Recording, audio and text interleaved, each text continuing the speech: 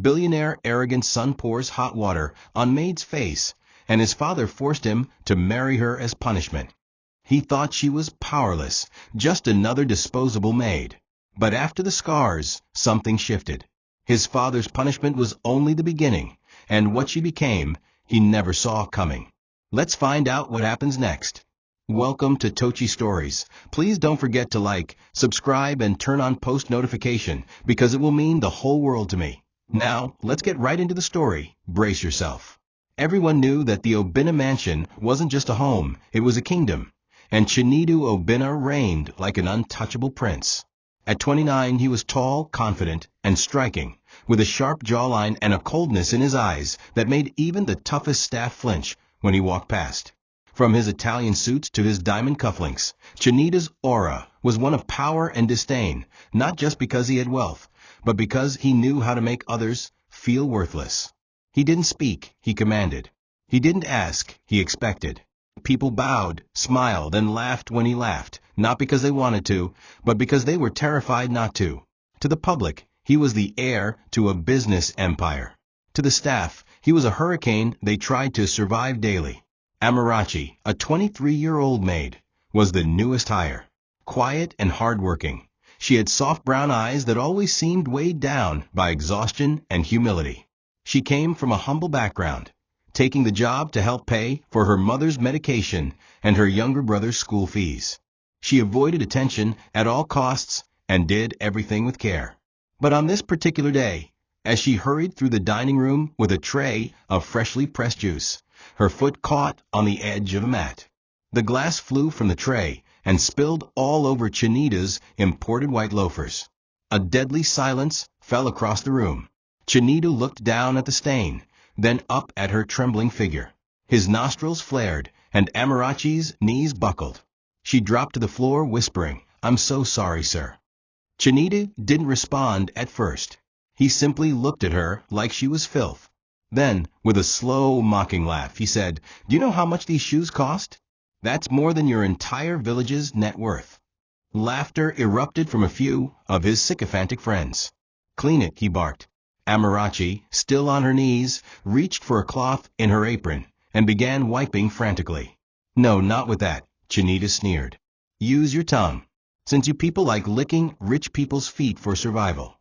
She froze. One of the older maids gasped. Amarachi's lips trembled. She shook her head slowly, hoping this was some cruel joke. Chinedu's voice darkened. "I said, lick it." But before she could react, the butler stepped forward and quietly intervened, suggesting they handle it later. Chinedu rolled his eyes and stormed off, saying, "She's lucky my father isn't here. Useless rat." Amarachi stood slowly, her dignity in pieces. Amarachi sat on the cold tiled floor of the servants' quarters later that night, staring blankly at her lap as the tears rolled down her cheeks. Her hands trembled as she clutched a worn notebook, a journal she used to write letters to her mother in the hospital. The pages were filled with hope, strength, and reasons to endure. But today, her words couldn't flow. Her body still trembled from the humiliation she suffered. She felt like a ghost in her own skin, like her soul had been poured out with that juice. In a corner, another maid, Chioma, tried to comfort her, placing a bowl of warm water beside her. "You didn't deserve that," Chioma whispered. But Amarachi could barely hear. Her thoughts were drowning in shame, in rage, in fear. She had been insulted, dehumanized, reduced to nothing, all for an accident. The next morning, she stood silently in the hallway, watching Chinedu glide down the stairs like royalty. She kept her head low, praying he wouldn't notice her. But her prayer went unanswered. "You're still here," he said mockingly. "You people don't know when to vanish." Amarachi curtsied respectfully, avoiding eye contact. That was when Emeka, a steward who had worked in the mansion for years, stepped forward. "Sir, with all due respect, she apologized yesterday. The juice spill was an accident." Chinedu turned sharply. "Did I ask you to speak, Emeka?" Before the man could respond, Chinedu slapped him. Hard. The sound echoed. Amarachi gasped. Emeka staggered, but didn't retaliate. "Let that be a lesson," Chinedu said with a smirk. "Don't interrupt royalty." Later, Amarachi locked herself in the laundry room and cried for hours. She clutched a picture of her mother and whispered, "I just wanted to work, Mama. I didn't mean to offend anyone." Her chest heaved with sobs. She thought about quitting, but then remembered the pile of hospital bills and the medication her mother couldn't miss. If she left now, who would help them survive? She had to endure. She had to be strong. "One more week," she whispered. "Just one more week." But fate had something far more painful planned, something that would scar her forever. It was a bright, humid morning when the mansion descended into chaos. Chinidu was pacing angrily in his bedroom, shirtless, staring at a wrinkled designer shirt laid out on his bed. "What the hell is this?" he roared. "This is Versace, not a rag." His voice could be heard across the hall.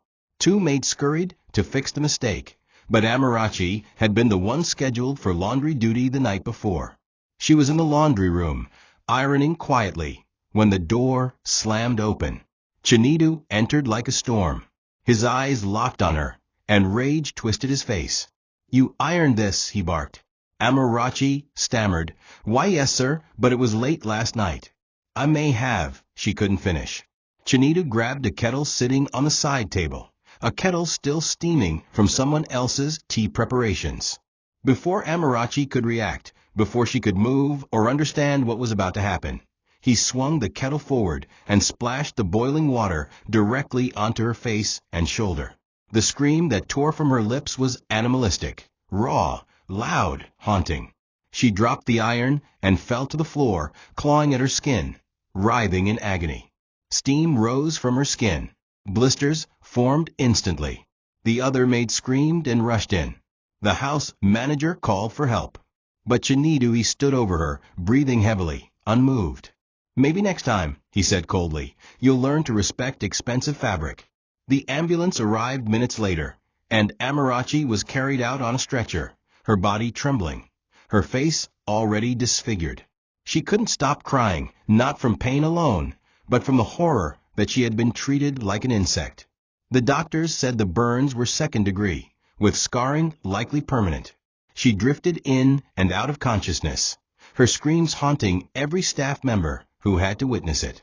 But that night, Chinidu hosted a rooftop party with his friends. There was music. There was laughter. There was champagne. Not once did he ask how Amarachi was doing. Not once did he care. The hospital room was quiet except for the beeping of the heart monitor and the soft hum of the ceiling fan. Amarachi lay still, bandages wrapped across her swollen face and shoulder. The burns were fresh, the wounds angry, and the pain unbearable. Nurses tiptoed around her bed, their expressions heavy with pity. Every so often, she would let out a low whimper in her sleep, the sound of someone trapped in a nightmare they couldn't wake from. Her eyelids twitched, and when she finally stirred awake, she stared at the ceiling for a long time, refusing to look anywhere else, as if facing reality would hurt more than the burns themselves. When a mirror was accidentally left at the foot of her bed, she turned her head slowly and caught a glimpse of her reflection. The scream that followed wasn't one of pain, but of despair. Her skin, once smooth and untouched, was now scarred, raw, and disfigured. It felt like her life had ended in that 1 second, like her face had been stolen from her by cruelty. Back at the mansion, the staff carried on with mechanical obedience, but no one could meet Chinidu's eyes. The halls were quieter. The laughter was fake. The moment Amarachi's screams echoed through those walls, something shifted. A heavy, unspoken dread now hung in the air. Chioma, the older maid who often comforted Amarachi, wept while scrubbing the stairs, remembering the sight of her friend's melted skin. The butler, usually firm and controlled, slammed a tray in the kitchen out of frustration. But the person who seemed least affected was Chinidu himself. That same evening, he threw an elaborate rooftop party with loud music, expensive champagne, and models flown in from a city. He danced, laughed, and toasted to freedom from nonsense, saying things like, "One less idiot in this house to annoy me." The guests, most of whom didn't know the full story, laughed uncomfortably, but none had the courage to challenge him. For them, Chinidu was power, and power meant impunity. The silence was broken only when a staff member, secretly filled with guilt, sent an anonymous video of the incident to a small online blog that covered abuse and injustice. The blog's editor, a fiery woman who once worked as domestic staff herself, posted it within hours. The footage wasn't clear, but the caption said everything. Billionaire sunburns made with boiling water. No arrest, no remorse. The story went viral. Comments flooded in.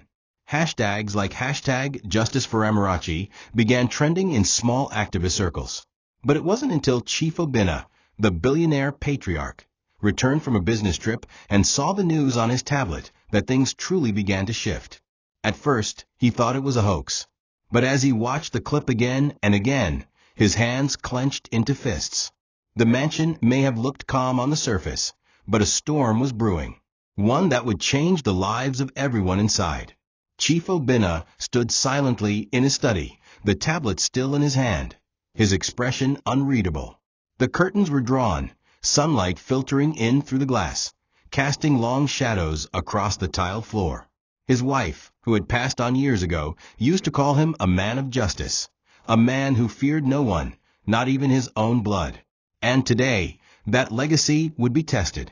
He summoned every senior staff member, every family lawyer, and most importantly, his son. Chinedu arrived in a tailored kaftan, unbothered, sipping from a glass of freshly pressed juice. "What's this all about, Dad?" he asked, yawning. Obinna's eyes didn't leave his face. "Sit," he ordered. The silence in the room was heavy. Chinedu scoffed but obeyed. Obinna tapped on the tablet, letting the footage of Amarachi's scream play again. Once, twice, then a third time. The lawyers exchanged nervous glances. The staff looked down. "But Chinedu?" He laughed. "Are you seriously showing me this nonsense?" he muttered. "She overreacted. It's not that deep." That was the moment Obinna stood up. His voice was calm, but each word hit like thunder. "You poured boiling water on a woman's face. A maid. A human being. And you call it nonsense."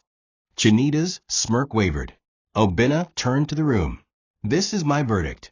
Chinedu Obinna will marry Amarachi Owuchukwu within 7 days. If he refuses, he will be disowned, removed from the will, stripped of his cars, titles, and access to any estate, account, or property bearing my name." The room exploded into gasps. Chinedu shot to his feet. "What?" he screamed. "You want me to marry that thing? Are you insane?" Obinna didn't flinch. "Yes, because only by living with what you destroyed will you learn the value of what it means to be human." Chinedu looked around, waiting for someone to support him, but no one spoke. Not one lawyer, not one staff member. For the first time in his life, Chinedu felt cornered, exposed. The days that followed were surreal.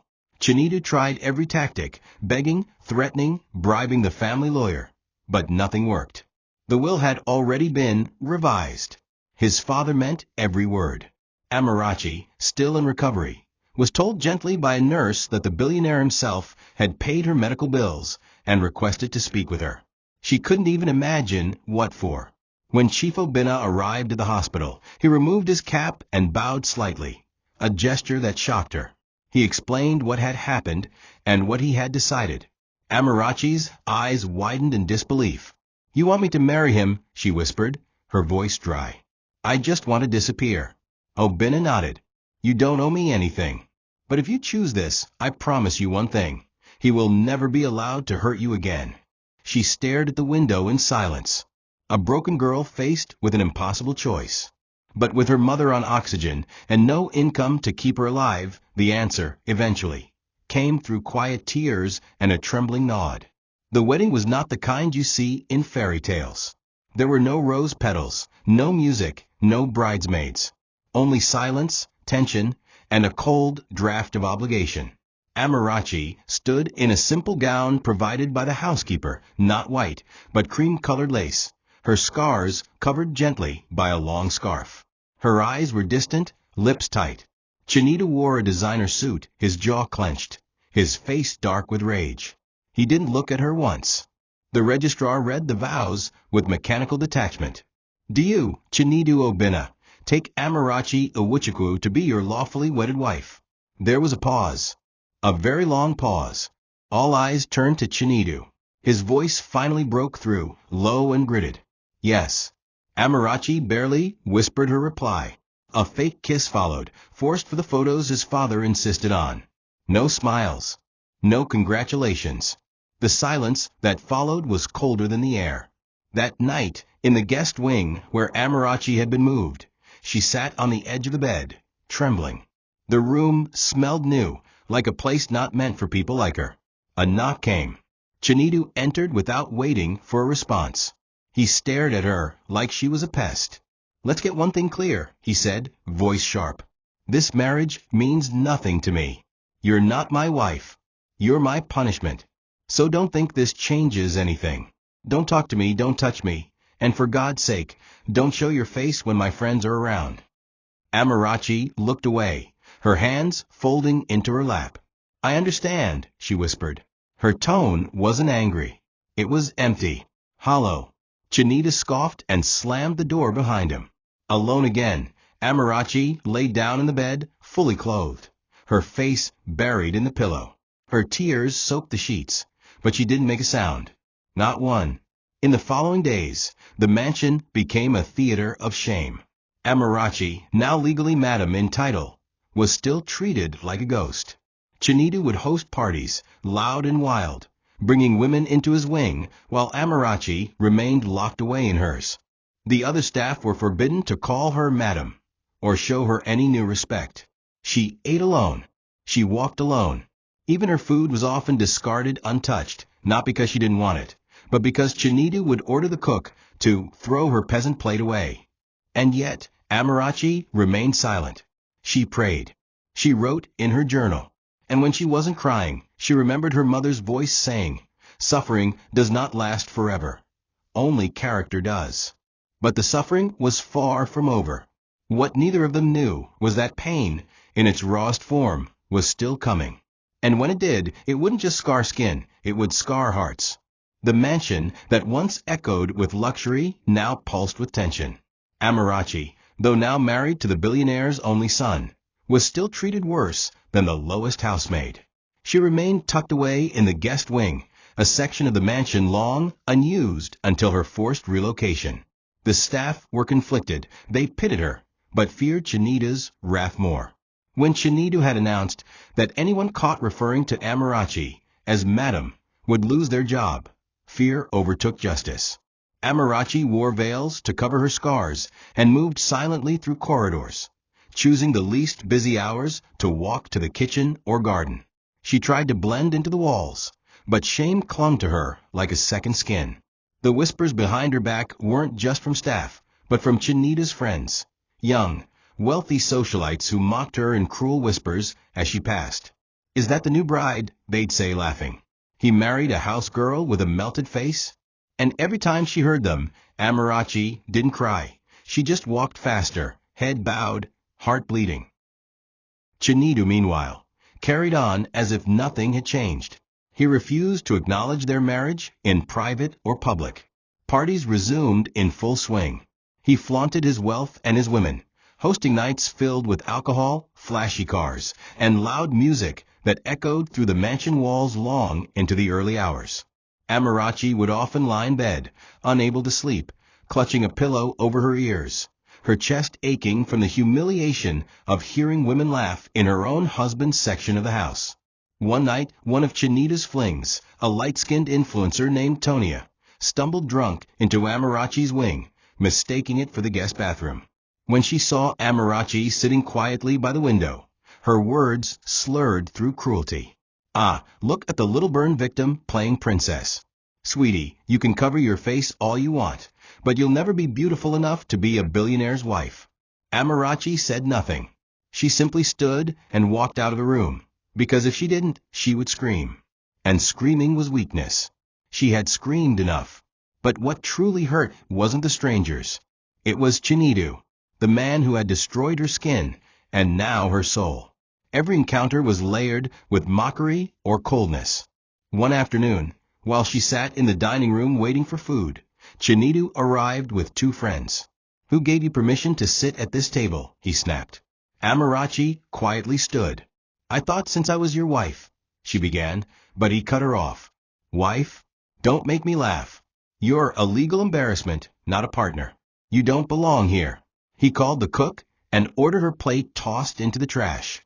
As the staff hesitated, Amarachi placed her hand over the food. Please, I haven't eaten all day. But Chinidu stared her down and said coldly, then starve. The plate was taken. The guests laughed. Amarachi returned to her room, stomach rumbling, but pride stronger. Even in the face of cruelty, she refused to break completely. But deep down a voice whispered, how long can you survive like this? The rain poured down that evening, washing the mansion in a gloomy shade of gray. Amarachi stood at the window, watching the storm roll over the horizon, the thunder cracking like the echo of a breaking heart. Her mother's condition had worsened. A call from the clinic earlier that day informed her that oxygen levels were dropping, and the medication required for survival had tripled in cost. Amarachi had no money, not even access to her husband's account. Chinidu had refused to help. Your mother isn't my problem, he had said. Stop using her illness to beg. Amarachi cried all through the night. She felt trapped in a nightmare, married to her enemy, scarred beyond recognition, and slowly losing the only person who had ever truly loved her. She prayed, but even her faith felt cracked. Every word came out dry, her throat closing from grief. She sat on the floor of her room, pressing her forehead to the cold tiles, whispering, God, why me? The next morning, her hands shook as she reached for her phone. She tried one more call. The nurse at the clinic answered, gentle but grim. We lost her last night, she said. Your mother passed away peacefully, but I thought you should know. For a long moment, Amarachi couldn't speak. Her eyes widened, her lips parted, but no sound emerged. It was as if her breath had been snatched from her lungs. She dropped the phone, fell to her knees, and then the scream came. It was raw, loud, filled with agony. She tore off her scarf and threw it across the room, pounding the floor with both fists. Her mother was gone, and she hadn't been able to hold her hand one last time. She hadn't been able to say goodbye. Her grief spiraled into sobs, so violent that Chioma had to run in and hold her. It's okay, Chioma whispered through tears. Let it out, Amarachi. Let it all out. Hours passed before the house grew still again. Amarachi sat outside in the garden alone, soaked from the rain. It was Chief Obina who finally approached, umbrella in hand. He didn't speak at first. He simply knelt beside her and offered a clean towel. I heard, he said quietly. I've already arranged the burial. She will be laid to rest with dignity, my daughter. Amarachi blinked in shock. Why are you doing this? She asked, her voice shaking. Chief Obina sighed. Because I failed my son, but I won't fail you. They sat together in silence, and for the first time since the wedding, Amarachi felt like someone truly saw her pain. Meanwhile, from his balcony, Chinidu watched them, a strange pang in his chest. It wasn't grief. It wasn't guilt. It was something he couldn't name. But for the first time, he didn't feel like the king of the mansion. He felt replaceable. Chinidu stood in his father's study the next morning, arms crossed, fury in his eyes. Why is she suddenly the center of everything? He snapped. You paid for her mother's burial behind my back. Chief Obina didn't flinch. He was seated, calm as ever, flipping through papers. I didn't need your permission to do what was right, he replied. You've already done enough damage. Chinidu's jaw tightened. She's my wife, Dad. At least let me. She's your wife in title, Obina interrupted, his voice rising. But in treatment, you've made her your prisoner. A dog is treated with more dignity in this house than the woman you married. There was a heavy silence. Then, the father dropped the real bombshell. Effective today, you're no longer in charge of the Obina estate's portfolio. I've reassigned the leadership team. Until you learn what it means to lead with empathy, you won't be leading at all. Chinidu's heart dropped. You can't do that. Obina stood, facing him. I just did. That night, Chinidu drank. A lot. He sat in his section of the mansion, surrounded by bottles and self-loathing, confused and cornered. Everything was slipping. the control, the money. Even his friends had grown quiet, only appearing for parties, not support. In his drunken stupor, he remembered Amarachi's face during her mother's funeral, covered in a black veil, silent, tears falling through swollen cheeks. Something about that image lingered. He couldn't sleep, so around midnight he stormed into her room, smelling of alcohol, anger simmering beneath his skin. "You think you've won," he said, voice slurred. Amarachi turned from her journal slowly, her expression unreadable. "You think because my father likes you now you're something?" She didn't respond. "Remove that veil," he demanded. She stared. "I said remove it." When she slowly took it off, revealing the marred half of her face, he stumbled backward, not in disgust, but confusion. "Look at you," he whispered. "You're still ugly, but you fight like someone with pride." Amarachi stood up, her voice steady despite the trembling in her hands. "Say what you want, Chinidu. But I buried my mother with dignity today, something you don't understand. You have wealth, but no worth. You have titles, but no honor. And when your money fails you, who will stand beside you?" Her words cut deeper than any slap. Chinidu staggered back, stunned. He opened his mouth to respond, but nothing came.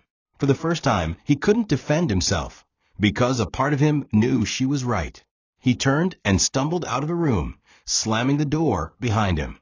Amarachi sank into her chair and exhaled. She had finally said it, the truth.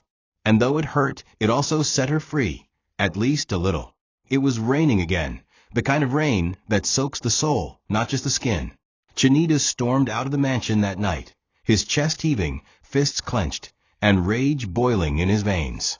His father had stripped him of his position, and now Amarachi had dared to speak back to him like a queen in rags. The words she flung at him echoed in his mind like taunts. "When your money fails you, who will stand beside you?" Those words weren't just insults. They were truths he wasn't ready to face. He grabbed his car keys, ignoring the butler's pleas, and jumped into his luxury coupe, tires screeching, as he sped out of the compound and into the storm. Rain pelted his windshield, blurring the road ahead, but Chinidu didn't slow down. He wanted to escape from the shame, from his father's disappointment, from Amarachi's stare that made him feel like less of a man. The streets were slick and visibility was poor, but Chinidu was too drunk on ego and whiskey to care. He hit 120 kilometers per hour, music blaring, lights flashing through puddles as thunder rumbled overhead. Then it happened. A truck turned too slowly at the intersection ahead. Chinidu's foot slammed the brake, but it was too late. Metal crunched. Glass shattered. His head slammed into the steering wheel before the airbag deployed. Everything spun. Then silence. When he opened his eyes seconds later, he was upside down. The car flipped, smoke rising, and the world around him spinning in slow motion. Blood trickled from his head.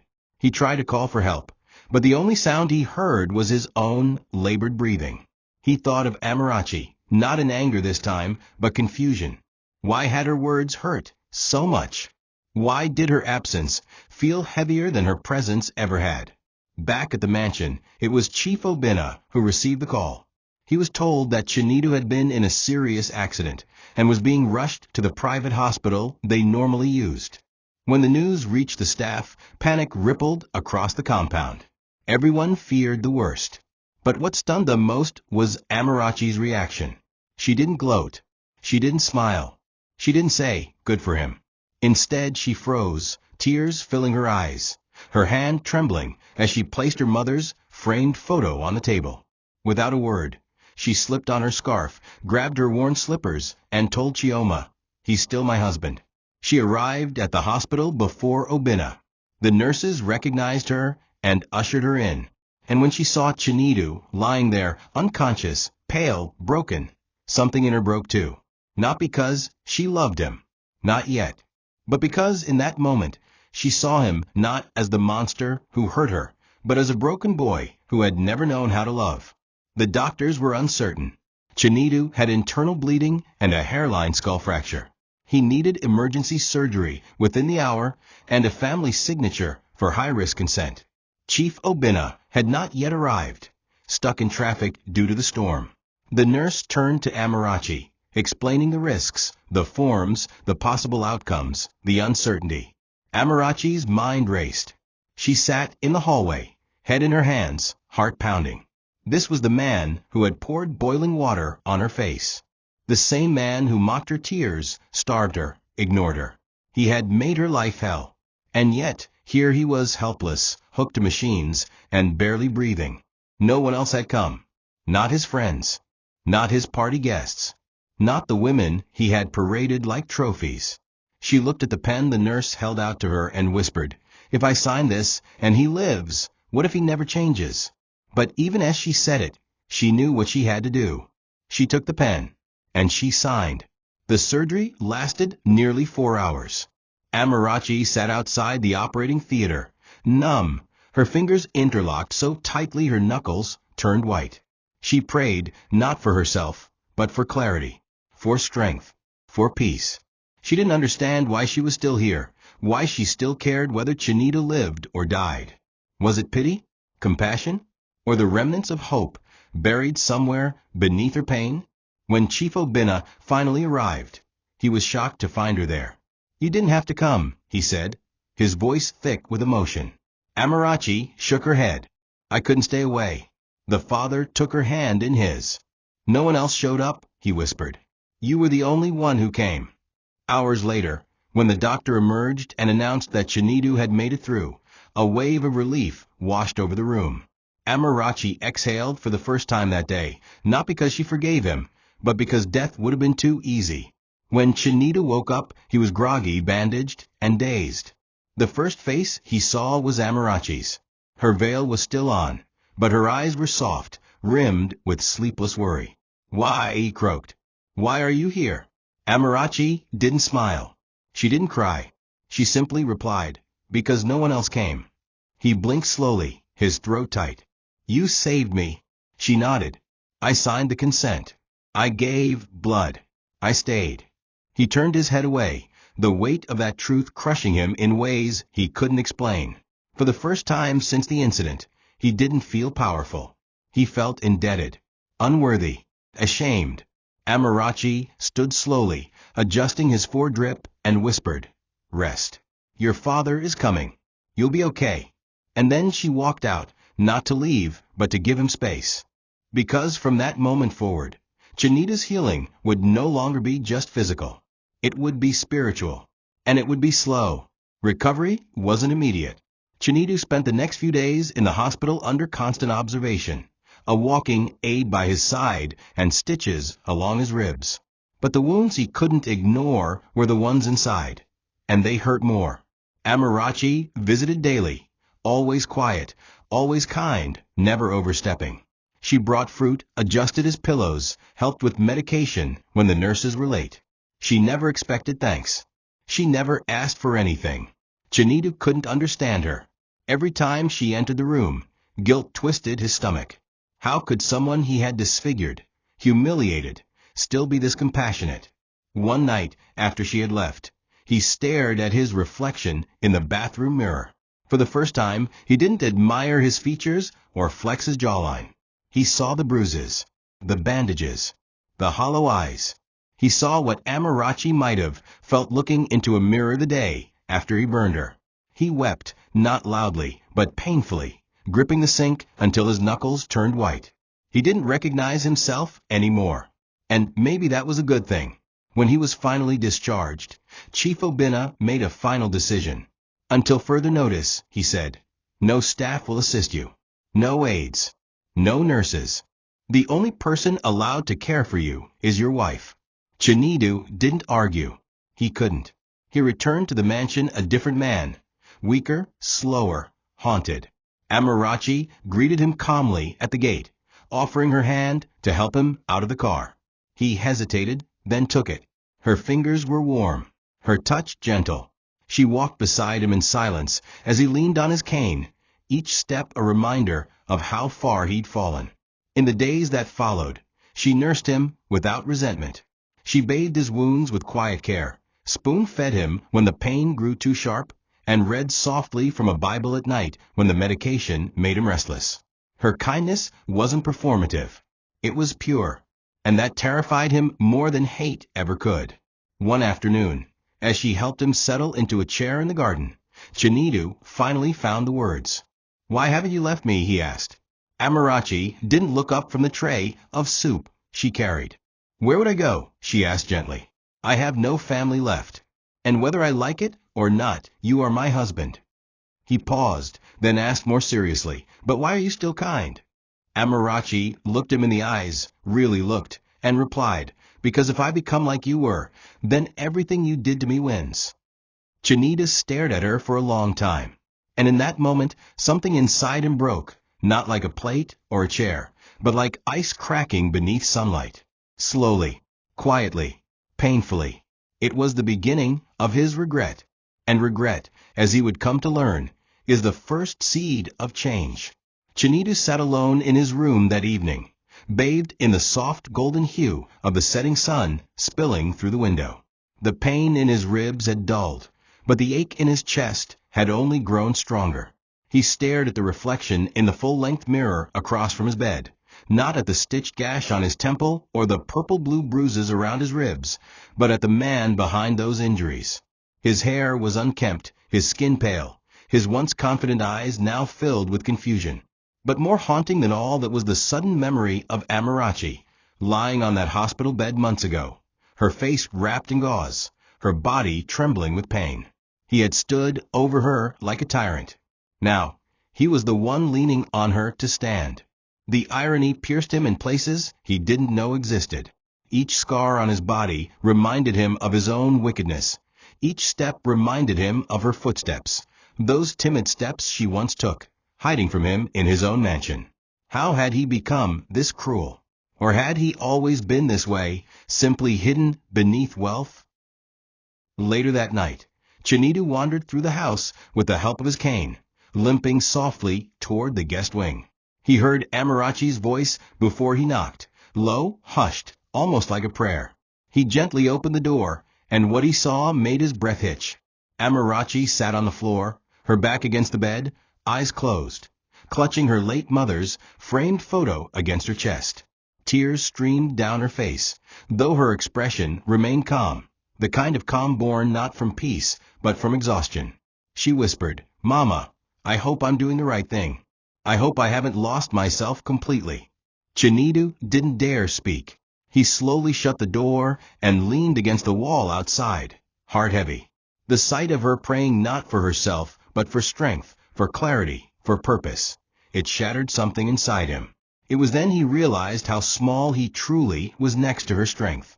She didn't need power or position to be respected. She commanded it with her quiet endurance.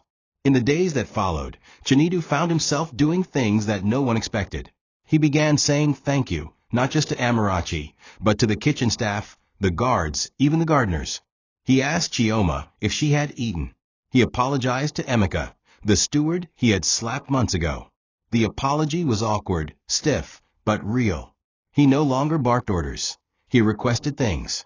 One morning, he helped Amarachi reach a jar from the top shelf.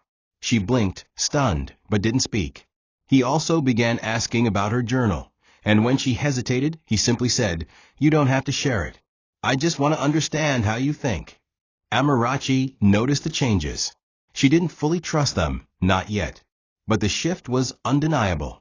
Chinidu was no longer performing power. He was discovering humility, and it scared him. It made her wonder, what would happen if he truly became the man his father believed he could be? It was on a quiet Wednesday afternoon that Chinidu finally gathered the courage to speak the words he had rehearsed 100 times. Amarachi was in the garden, watering the hibiscus flowers that lined the cobblestone walkway, her scarf neatly tied around her braids, her silhouette glowing in the sun. Chinidu walked toward her slowly, limping slightly, his cane tapping the stone rhythmically. She noticed his approach but didn't turn. She had learned not to expect anything from him anymore, neither cruelty nor kindness. He stopped a few feet behind her, cleared his throat, and said in a voice barely above a whisper, "Amarachi, I'm sorry." The words hung in the air like a fragile glass orb, and for a moment she didn't respond. Then, without turning, she asked quietly, "For what?" He exhaled slowly, his hands trembling. For everything. For the water. For the words. For the humiliation. For being the man who made your life a nightmare. This time, she turned to face him. Her expression wasn't angry. It was unreadable. "Do you really mean that?" she asked. Chinita nodded. "I do," he replied. "I don't expect forgiveness.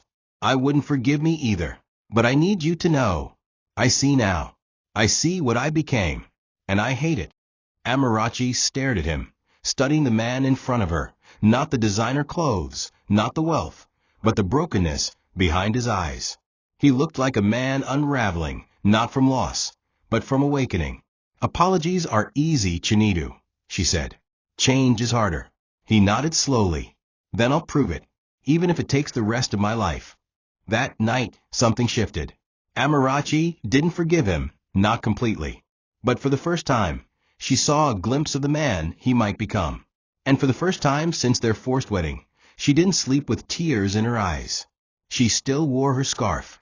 She still hid her scars. But her heart, that scarred, battered heart, was beginning to beat differently. Over the next few days, Chinita kept his word.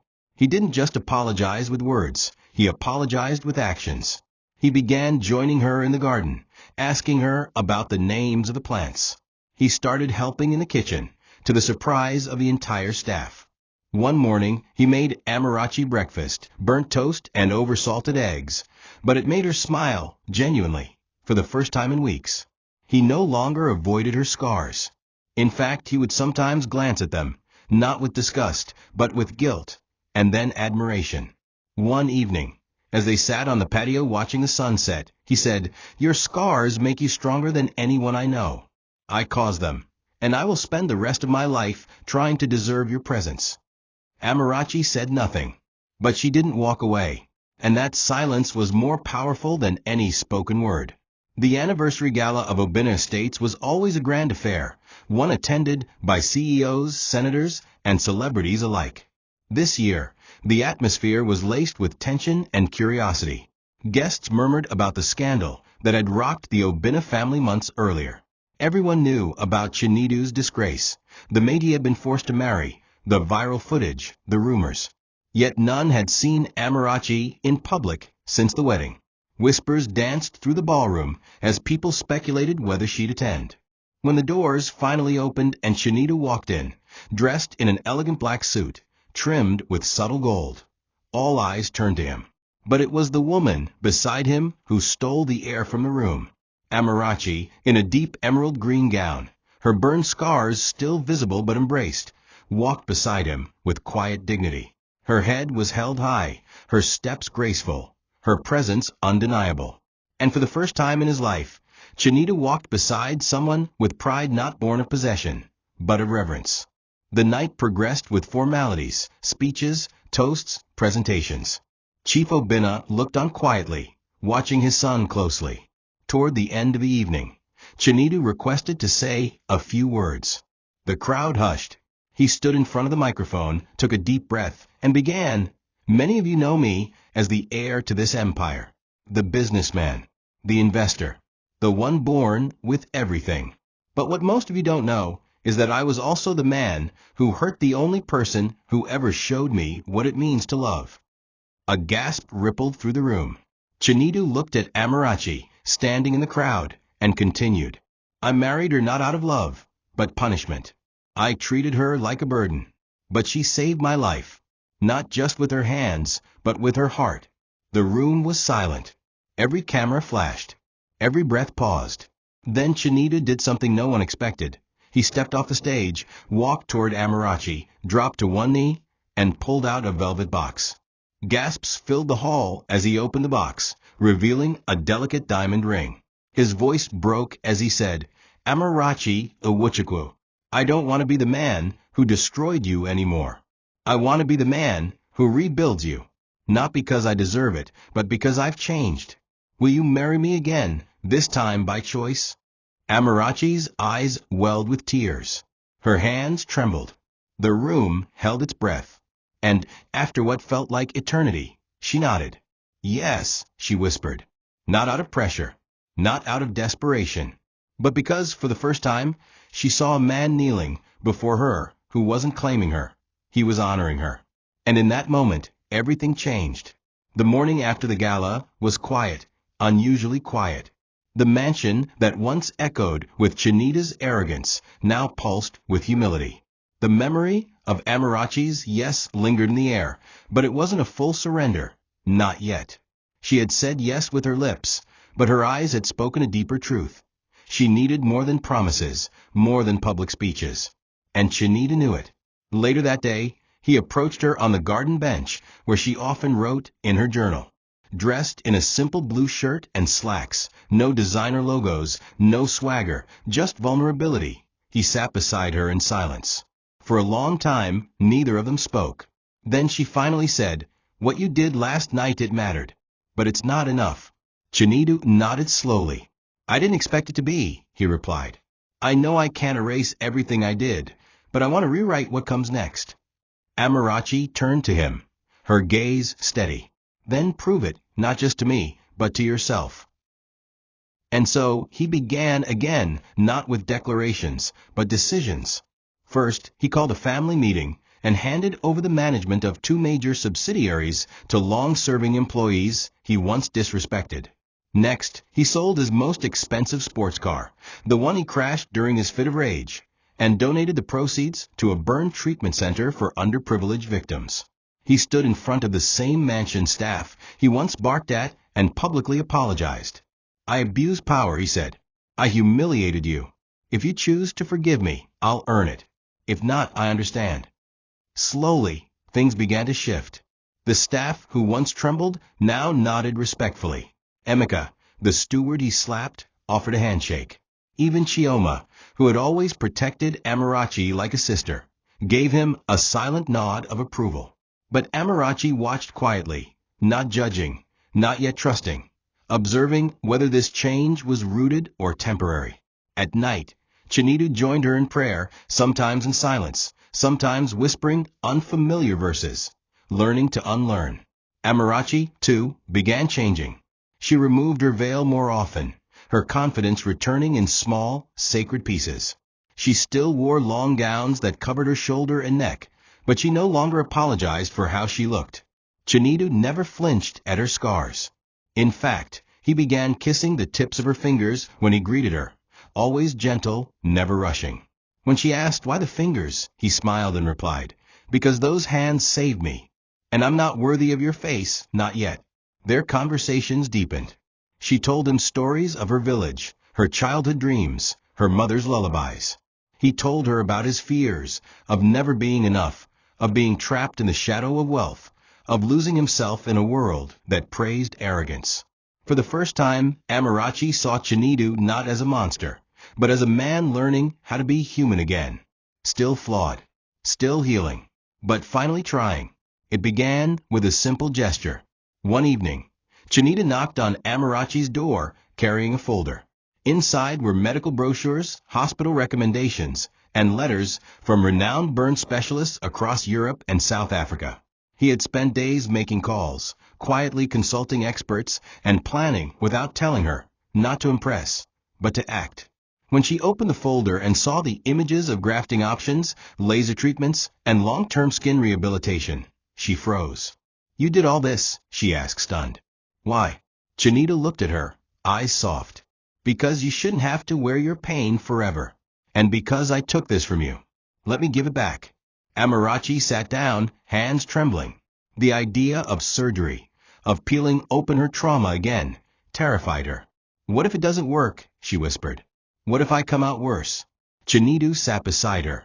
"Then we'll face it together. Every appointment, every stitch, every scar. I'll be there, not as a redeemer, but as your husband." The decision took weeks. Amarachi fasted, prayed, and sought counsel from a trusted female pastor she had met through Chief Obinna. Eventually, she agreed. Not because she wanted to be beautiful for Chinita, but because she wanted to reclaim what was stolen. The process began with consultations and small procedures. Chinita canceled all his meetings and accompanied her to every hospital visit, carrying her bag, holding her hand, sometimes crying silently when she flinched in pain. He sat beside her through long waits, helped her adjust to the medications, and sometimes massaged her arms when the muscles tightened. Amarachi, though nervous, began to smile more. She started leaving her scarf at home, wearing light makeup during short trips to town. The mansion staff noticed. They began referring to her not as the scarred wife, but as Madame Amarachi. And every time she walked by, Chinita stood, not out of guilt anymore, but out of respect. Their bond grew deeper through the healing. Chinita started sharing his own emotional scars, how he lost his mother at 16, how he never cried once, how the world praised his confidence but never asked about his wounds. "We both lost something," he once said. "You lost your skin. I lost my soul. Maybe this journey is about getting them back." Amarachi held his hand that night, not because she had forgiven everything, but because she finally believed him. She saw how he spoke to the staff with kindness, how he wept when a young burn victim at the charity clinic hugged him, how he left extravagant wealth behind and chose simplicity instead. Healing was no longer about skin, it was about soul. And slowly, what was once a house of punishment became a home of second chances.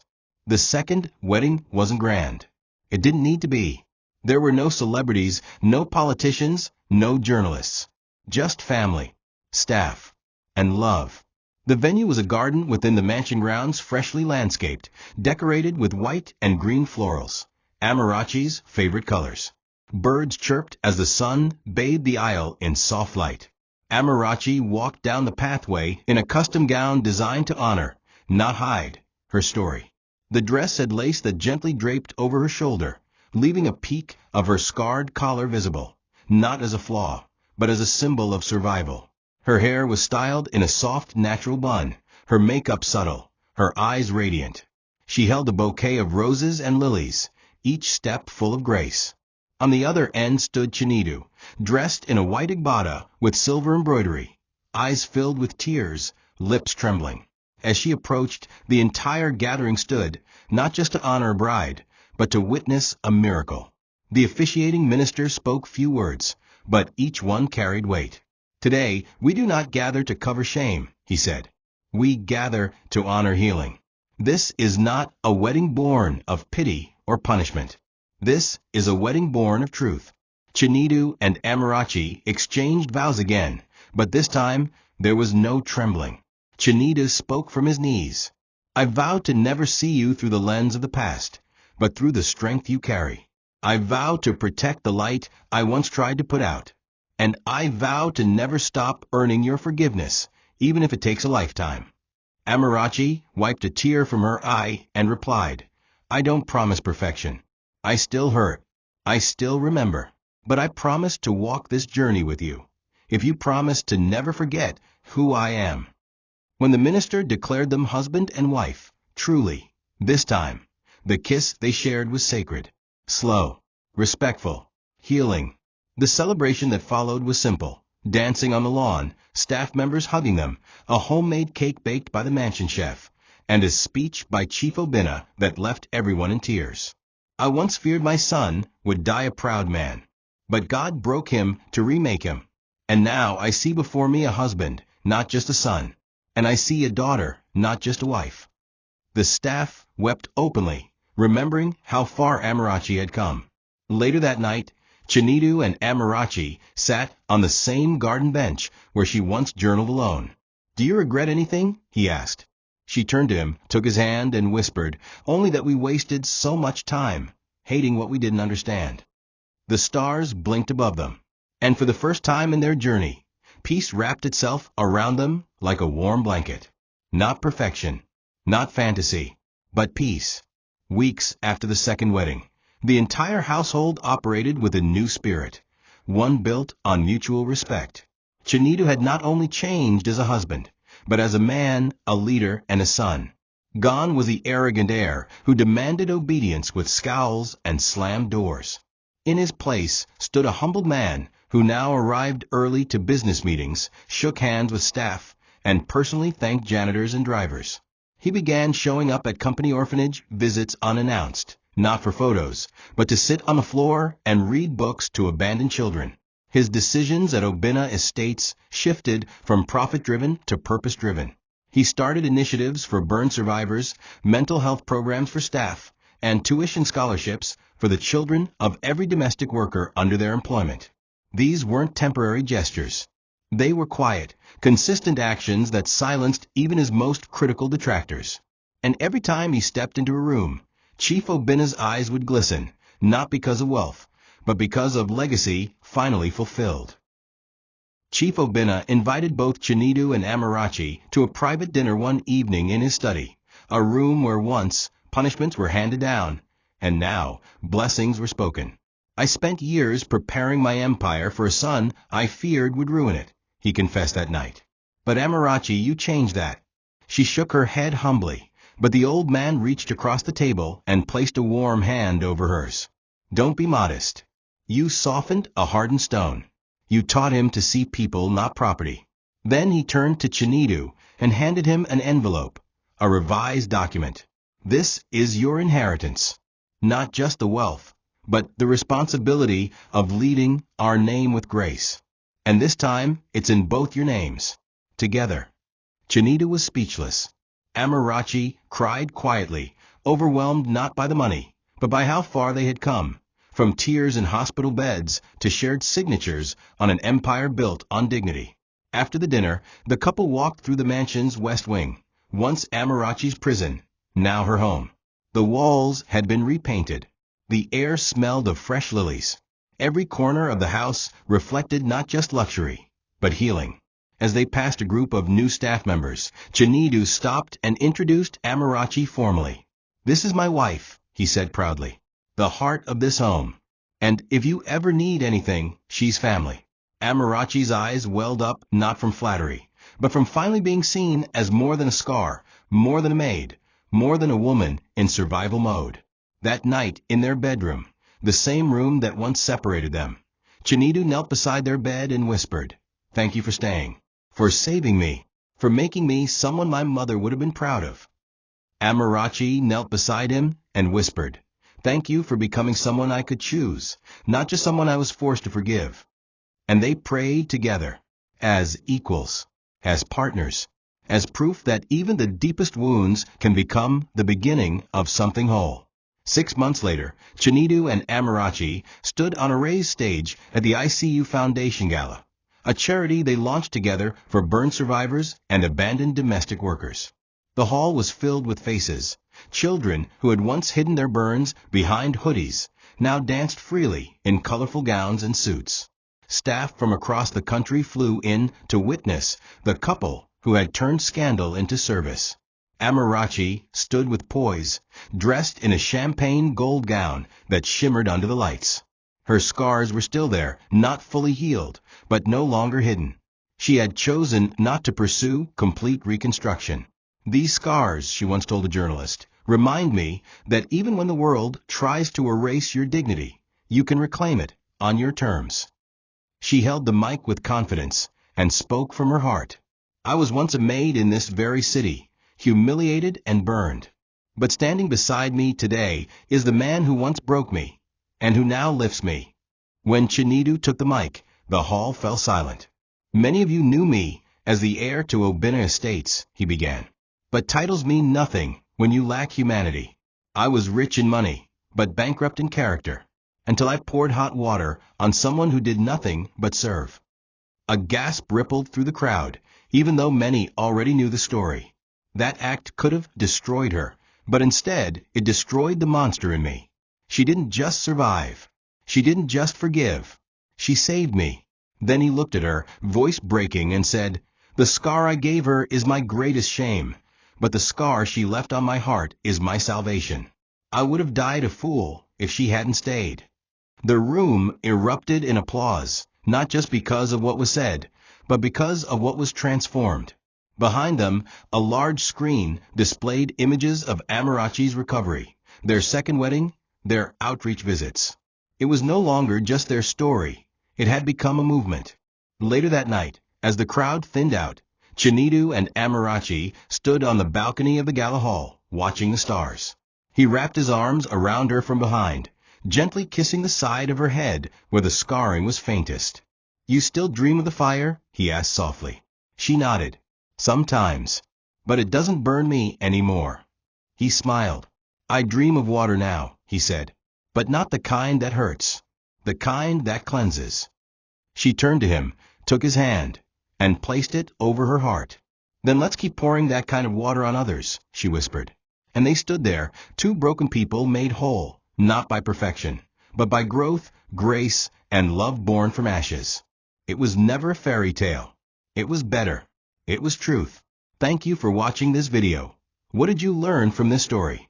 Drop it in the comments. Please make sure you like, comment, and subscribe to my YouTube channel TOCHI Stories for more.